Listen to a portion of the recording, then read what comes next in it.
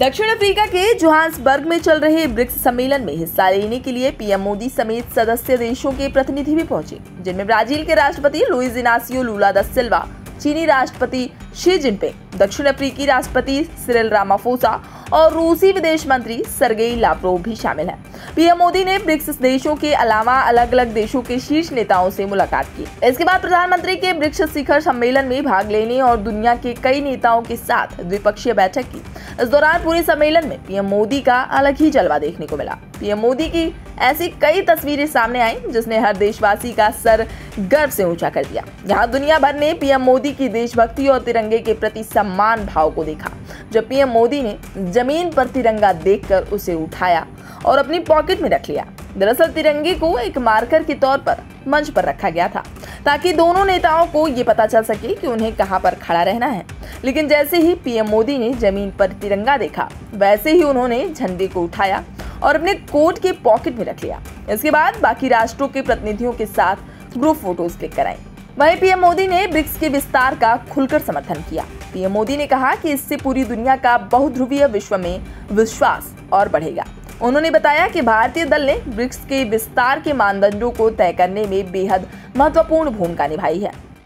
हमने ब्रिक्स की 15वीं वर्षगांठ पर इसका विस्तार करने का महत्वपूर्ण फैसला लिया है। जैसा मैंने कल कहा था, भारत ने ब्रिक्स की सदस्यता में विस्तार का हमेशा से पूरी तरह समर्थन किया है। भारत का ये मत रहा है कि नए सदस्यों के जुड़ने से ब्रिक्स एक संगठन के रूप में मजबूत तथा हमारे सभी साझा प्रयासों को एक नया बल देने वाला होगा। तो वहीं पीएम मोदी ने चंद्रयान 3 की सफलता पर कहा कि चंद्रयान पर दुनिया भर से बधाई मिल रही है। इसे किसी देश की सफलता के रूप में नहीं, पूरी मानव जाति के लिए सफलता के तौर पर स्वीकार किया जा रहा है। मेरे मित्र रामाफोसा जी ने भारत के मून मिशन को लेकर के ढेरों बधाइयां दी और मैं यहाँ कल से अनुभव कर रहा हूँ, हर किसी से बधाइयां मिल रही हैं और दुनिया भर में भी इस सफलता को एक देश की सीमित सफलता के रूप में नहीं, लेकिन पूरी मानव जाति की एक महत्वपूर्ण सफलता के रूप में स्वीकार किया जा रहा है। ये हम सभी लोगों के लिए अत्यंत गर्व का विषय है और भारत के वैज्ञानिकों को पूरे विश्व की तरफ से अभिनंदन का अवसर है। आपको बता दें कि अभी ब्रिक्स दुनिया की 5 सबसे तेज अर्थव्यवस्थाओं का ग्रुप है। ब्रिक्स का हर एक अक्षर एक देश का प्रतिनिधित्व करता है।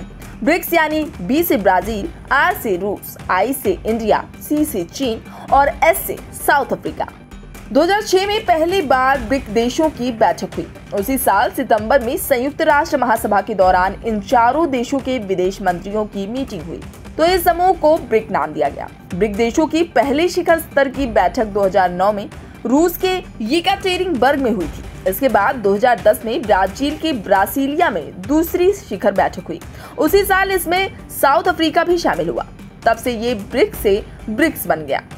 ब्रिक में जो 5 देश शामिल हैं, वो सभी दुनिया की सबसे तेजी से उभरती हुई अर्थव्यवस्थाएं हैं। इनकी दुनिया के जीडीपी में 31.5% की हिस्सेदारी है। ब्रिक्स के सभी 5 देशों में दुनिया की 41% से ज्यादा आबादी रहती है। वैश्विक कारोबार में भी इनका 16% हिस्सा है। इस बार के ब्रिक्स समिति के 2 एजेंडे हैं। पहला, ब्रिक्स का विस्तार। दूसरा, ब्रिक्स देशों में अपनी करेंसी में कारोबार। साउथ अफ्रीका के राष्ट्रपति सिरिल रामाफोसा ने कहा कि हम ब्रिक्स के सदस्यों की संख्या बढ़ाने का समर्थन करते हैं। वहीं अब ब्रिक्स देशों के समूह में 6 देश अर्जेंटीना, मिस्र, इथियोपिया, ईरान, सऊदी अरब और संयुक्त अरब अमीरात भी शामिल हुए हैं, जिससे इसका कुनबा और बढ़ गया है।